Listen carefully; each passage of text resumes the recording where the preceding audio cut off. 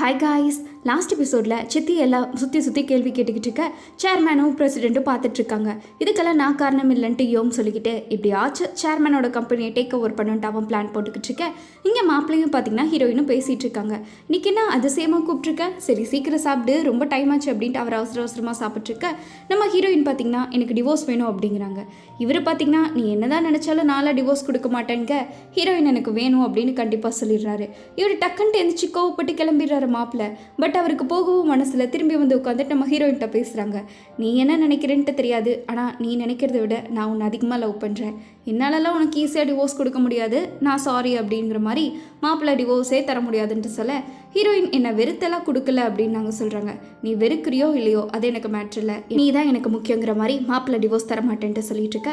அடுத்து நம்ம ஹீரோயின் பார்த்தீங்கன்னா எங்கேயோ அவசரமாக ஓடிட்டுருக்காங்க. என்னன்னா அன்னைக்கு சிஸ்டர் இறந்துருப்பாங்களே, அப்போ பார்த்தீங்கன்னா அந்த ட்ரக் டிரைவர் இருப்பான்ல, அவனை எவனோ ஒருத்தன் வாட்ச் பண்ணிட்டு இருப்பான். அதை நம்ம ஹீரோயின் யதார்த்தமாக அன்றைக்கி பார்த்துருப்பாங்க.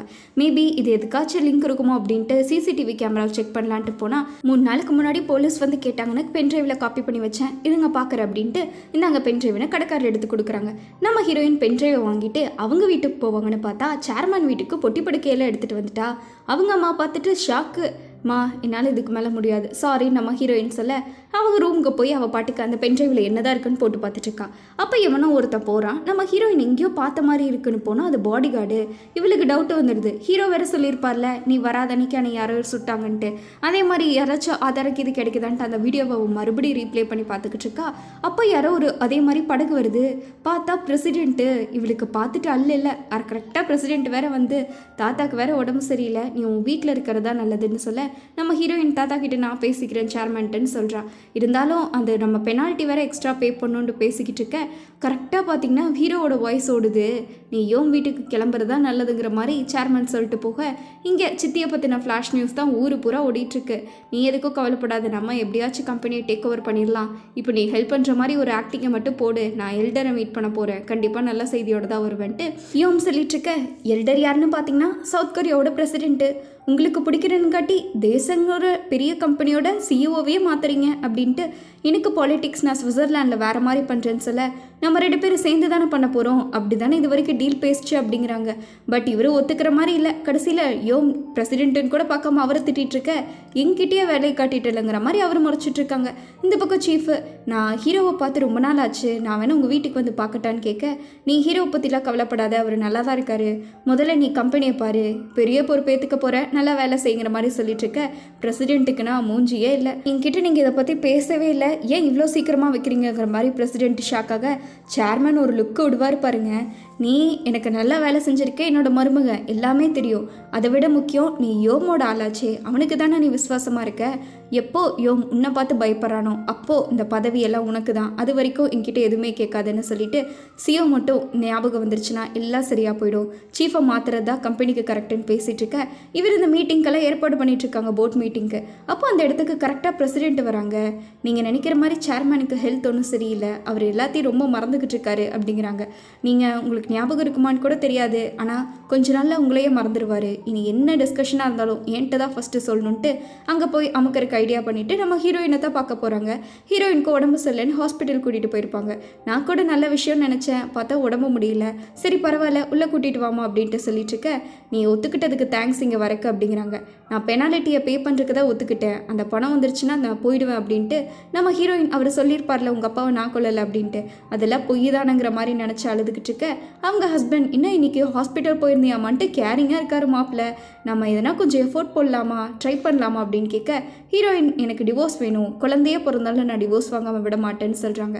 அதை பற்றி எனக்கு கவலை இல்லை, குழந்தை பிறந்தா நானே விட மாட்டேன்னு சொல்ல, நீ ஸ்போர்ட்ஸ் விளையாடுறது ஏன் விட்டேன்னு ஹீரோயின் கேட்க மாப்பிள்ள பதிலே சொல்லலை, உண்மையை சொல்லு, சியோ அந்த ஸ்போர்ட்ஸ் விளையாடுறான், உன்னை விட பெட்டராக இருக்கான்னு தானே உன் பவரை யூஸ் பண்ணி துரத்துனேன் அப்படிங்க. ஆமாம், இவ்வளோ நாள் அவன் உருகி லவ் பண்ணிட்டு இருந்த பொண்ணு இப்போ என்ன கல்யாணம் பண்ணிக்க போகிறா, பத்தாததுக்கு எங்கள் அங்கிளும் வேற ப்ரெஷர் பண்ணாங்க, உனக்கு கூட உங்கள் தாத்தா ஷேர் தரேன்னு சொல்லியிருந்தாங்களே, நீயும் என்ன ஒத்துக்கிட்டு தான் கல்யாணம் பண்ணேன்னு நினச்சேன்னு சிரிக்க, நீ ஜெயிக்கிறதுக்கு நான் ஒன்றும் ட்ராஃபி கிடையாதுங்கிற மாதிரி நம்ம ஹீரோயின் போயிடுறாங்க. நான் உன்னை எவ்வளோ லவ் பண்ணுறேன்னு தெரியுமா, அப்படிலாம் நான் உன்னை நினச்சதே இல்லைன்ட்டு சொல்ல, நான் அப்புறமா பேசிக்கலாங்கிற மாதிரி நம்ம ஹீரோயின் போகிறாங்க. அவன் பேசலான்னு சொல்ல எனக்கு வேலை இருக்குன்ட்டு நம்ம ஹீரோயின் உள்ளே வந்துடுறாங்க. இவங்க வந்து இங்கே என்ன பண்ணுறாங்கன்னு பார்த்தா பிரசிடென்ட்டோட ஃபோட்டோ அப்புறம் பாடிகார்ட் ஃபோட்டோ இருக்குல்ல, அதெல்லாம் எடுத்து லூஸு மாதிரி இவங்க யோம் காமிச்சுட்ருக்காங்க.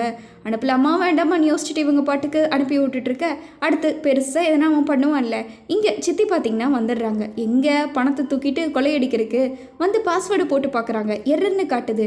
என்னடா எரர்னு காட்டுதுன்னு யோசிச்சுட்டு இருக்க பின்னாடி பிரசிடென்ட்டு என்னம்மா பண்ணுறாங்கன்னு ஒரு சவுண்டு விட சித்தினா அலறி அடிச்சிட்டாங்க. இந்த மாதிரி எவ்வளோ நாளாக பண்ணிக்கிட்டு இருக்க, எப்படி உனக்கு சீட்டு கிடைச்சதுன்னு கேட்க, அன்றைக்கி அந்த பென்சில் இதில் இருந்துச்சு நான் எடுத்தேன், ஆனால் இங்கெல்லாம் நான் திருடிட்டெல்லாம் இல்லை, இப்போ தான் ஃபஸ்ட் டைம். இன்னும் இது கொரியன் மணியா டாலராங்கிற மாதிரி சித்தி கேட்டுட்ருக்காங்க. இப்போ தான் நான் இங்கே பணம் எடுக்க வந்தேன், முன்னாடி கூட வந்ததில்லைன்ட்டு சொல்லிக்கிட்டு இருக்க.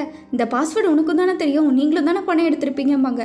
ஆமாம், 2 பேர் சேர்மன்ட்ட சேர்ந்து போய் திட்டுவாங்களான்னு பிரசிடென்ட் சொல்ல போலீஸ் என்னை வந்து கூட்டிகிட்டு போகிறாங்க. ஆனால் நீங்கள் 2 பேருமே என்னை பற்றி கவலையே படலை, நான் தானே என்னை காப்பாற்றிக்கணும்னு சித்தி பேசிட்டு இது சேர்மேன் கிட்ட சொல்ல வேண்டான்ட்டு போக அங்கே பார்த்தீங்கன்னா இவன் 2 சீட்டையும் எடுத்து வச்சுக்கிறான். பழசொன்று புதுசொன்று 2 பாஸ்வேர்டையும்.